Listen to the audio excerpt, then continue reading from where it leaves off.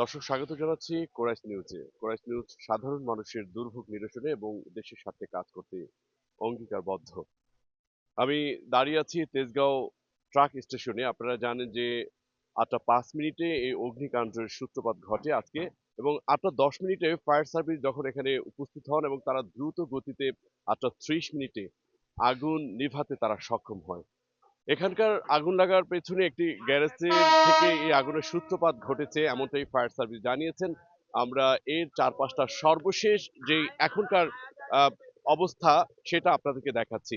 আপনারা দেখতে পাচ্ছেন এখানকার যেই আগুনে কিন্তু একেবারে ছাই হয়ে গেছে। বিশেষ করে এখানকার যারা ব্যবসায়ী রয়েছেন তারা কিন্তু এখন পথে বসার উপক্রম হয়েছেন, এবং তারা যেমনটা আমাদেরকে জানিয়েছেন এই এর ফলে তারা আর্থিকভাবে নানানভাবে ক্ষতিগ্রস্ত, এবং পাশাপাশি তাদের যেই জীবন ধারণের একটি উপায়, বিশেষ করে রুজি রোজগারের যে একটা উপায় ছিল, এখানে কিন্তু একেবারেই তারা এখন নিঃস্ব অবস্থায় আছেন। আমরা এখানকার চারপাশটা আমি আপনাদের একটু দেখাচ্ছি, এবং এখানকার যারা রয়েছেন আমি তাদের সাথে কথা বলার চেষ্টা করব। একটু চেষ্টা করছি। আপনারা দেখতে পাচ্ছেন এখানকার যে সার্বিক আহ, পরিস্থিতি এবং পরিবেশ একেবারেই কোনো কিছু নেই বললেই চলে। এখানকার যারা সাধারণ ব্যবসায়ী রয়েছেন আমি তাদের সাথে কথা বলার চেষ্টা করছি, এবং তারা আসলে মনক্ষুণ্ণ, মন খারাপ, যার ফলে তাদের কোনো ভাষা নেই যে এই আকস্মিক অগ্নিকাণ্ড ঘটার কারণে তারা আর্থিকভাবে ক্ষতির সম্মুখীন হয়েছেন।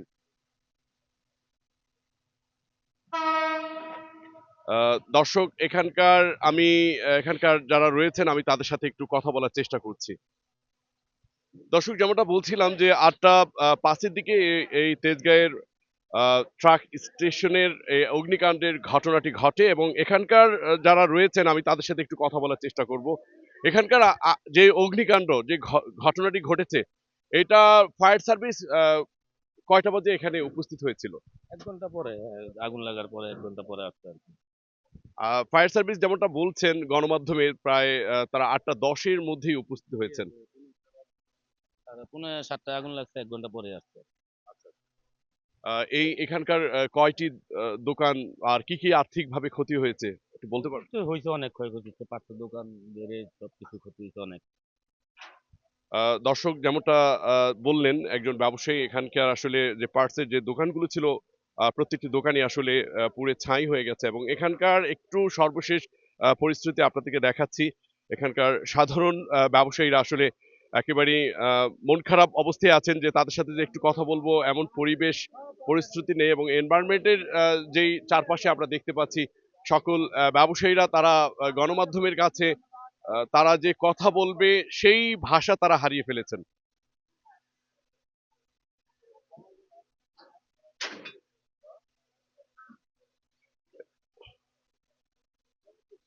ফায়ার সার্ভিস যখন এখানে আসেন তারা 8টা 33 মিনিটে এখানকার আগুন নেভাতে তারা সক্ষম হন, তবে এর আগেই সবকিছু ছাই হয়ে যায়। আমি একটু একজনের সাথে কথা বলবো, যদিও আপনাদের এই পরিস্থিতিতে আসলে মন খারাপ, তারপর একটু জানতে চাচ্ছি এই যে আপনাদের আর্থিক ক্ষতির পরিমাণ এটা কেমন হতে পারে? ক্ষতি অনেক, মানে প্রায় 5 থেকে 6 লাখ টাকা, 7 লাখ টাকা, মানে মানে নষ্ট হয়ে গেছে। অনেক পুরো মাল ছিল, কিনে মাল ছিল, দোকানের অনেক মাল ছিল, পিস্টন ছিল, একটা পিস্টন দাম আপনার, একটা পিস্টন 12,000 টাকা দাম। অনেকগুলো পিস্টন ছিল, অনেক অনেক মাল নষ্ট হয়ে গলে গেছে সব পিস্টন, সব পিস্টন, সব গাড়ি পিস্টন, সব পিস্টন। রেডও দাম প্রায় 25-30 হাজার টাকা দাম আছে একটা পিস্টন। এবার সম্পূর্ণ মাল মানে সব গলে গেছে আসলে কথা। কয়টা দোকান এখানে আসলে আগুনে? এখানে হয়তো ওনার তো হিসাব করেছে প্রায় 10-12টা না কটা জানি, তা হিসাব করে গেছে। প্রায় 12টি দোকান আসলে এই অগ্নিকাণ্ডের সম্মুখীন হয়েছে, এবং প্রত্যেকটা দোকানই আসলে পুড়ে ছাই হয়ে গেছে। এখানকার আর্থিক কত কোটি টাকা হতে পারে যে পরিমাণটা আসলে ক্ষয়ক্ষতি, একটু আনুমানিক যদি আপনারা বলেন যে 12টি দোকানে কেমন পরিমাণ আসলে সম্পদ ছিল, বা কেমন আর্থিক লোকসান গুনতে হচ্ছে? লোকসান বলতে মিনিমাম, যেটা আমার ধারণা, মিনিমাম 2 থেকে 3 কোটি টাকার মাল ইয়ে হয়েছে। সবচেয়ে ওইখানে একটা ফার্স্টের দোকান ছিল, ব্যাটারির দোকান। ওই ফার্স্টের দোকানটাই বেশি মাল ছিল, এটা নতুন দোকান চালু করছিল নি অনেক টাকা। মোটামুটি 2 থেকে 3 লক্ষ কোটি টাকার নিচে না। প্রায় 2 থেকে 3 কোটি টাকার মতো ক্ষতির পরিমাণ। আহ, সরকারের কাছে বর্তমান সরকার নানানভাবে আসলে প্রতিশ্রুতি দিয়ে থাকেন। এই সময় আপনারা কি ধরনের তার কাছে আহ্বান জানাবেন বিশেষ করে? আসলে সব সরকার তো বলেই থাকে, আসলে কার্যকারী ক্ষেত্রে আমরা কিছুই পাই নাই। এখানে আরো কয়েকবার ইয়েতে আগুন লেগেছে, কিন্তু সবাই প্রতিশ্রুতি দিচ্ছে। অন্য বিগত সরকারও দিচ্ছে, তার আগে সরকারও দিচ্ছে, বর্তমান সরকারও দিচ্ছে। আসলে কিন্তু এখানে মূলত কেউ কিছু পায় না, কোনো আর্থিক কোনো সহযোগিতা কেউ পায় না। সবাই জেনে যায়, সাংবাদিক আসে, জেনে যায়, শুনে যায়, আমাদের পরিমাণ নিয়ে যায়, কাগজ কলমে নিয়ে যায়, কিন্তু আমরা আর্থিকভাবে কোনো কিছু পাই না। এই বাক্সটা বাক্সটা যে মানে আমার যন্ত্রপাতি আরো ছিল 2 লক্ষ যন্ত্রপাতি সব মানে ঘুরে আছে। প্রায় 2 লক্ষ টাকা এই বাক্সে ছিল।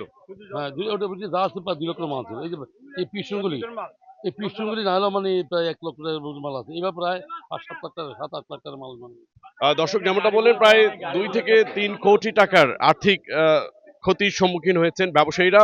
প্রায় 12টি দোকান এখানে পুড়ে ছাই হয়ে গেছে। এখানে যে ট্রাকগুলো রয়েছে, বিশেষ করে এই আকস্মিক অগ্নিকাণ্ডের ঘটনায় সবাই কিন্তু আসলে আহ, ভাষা হারিয়ে ফেলেছেন এবং তাদের যে বেঁচে থাকার যে সম্বল, সেই সম্বলটুকু হারিয়ে ফেলেছেন। প্রতিবারই বিভিন্ন সরকার প্রশাসন নানান প্রতিশ্রুতি দিল, তার কোনো বাস্তবায়ন তারা দেখতে পাননি। আমি একটু জানতে চাচ্ছি এখানকার কোনো সরকারি প্রশাসন কেউ কি আসলে পরিদর্শনে এসেছিল কিনা, বা কোনো রাজনীতিবিদ এই আপনাদের এই অগ্নিকাণ্ড দেখতে এসেছিল কিনা? পুলিশ আসছিল, অনেক সাংবাদিক আইছিল, ফায়ার সার্ভিস আইছিল, স্ট্যান্ডার্ড গার্মেন্টসের পানি দিয়ে সহযোগিতা করছিল।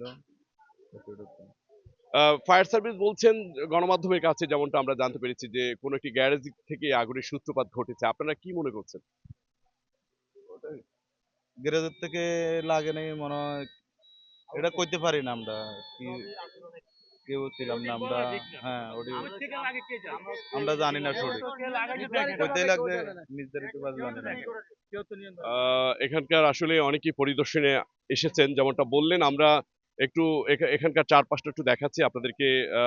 বিশেষ করে উৎসুক সাধারণ মানুষ থেকে শুরু করে সমাজের অনেকে আসলে এখানকার এই আকস্মিক আগুন লাগার ঘটনায় অনেকে আসলে ভাষা হারিয়ে ফেলেছেন। বিশেষ করে ব্যবসায়ীরা প্রায় যেমনটা জানিয়েছিলেন, প্রায় 2 থেকে 3 কোটি টাকা মতো তাদের ক্ষতির পরিমাণ, এবং প্রায় 12টি দোকান এখানে পুড়ে ছাই হয়ে গেছে। আহ, দর্শক, কোরাস নিউজে এই ছিল সর্বশেষ তথ্য। এই তেজগাঁয়ের ট্রাক স্টেশনের এই ঘটনা যেমনটা সারা দেশবাসী দেখছেন, আমি আসলে এখানকার সর্বশেষ পরিস্থিতি আমি আপনাদেরকে জানাচ্ছি। কোরাস নিউজের সাথে থাকুন। আল্লাহ হাফিজ।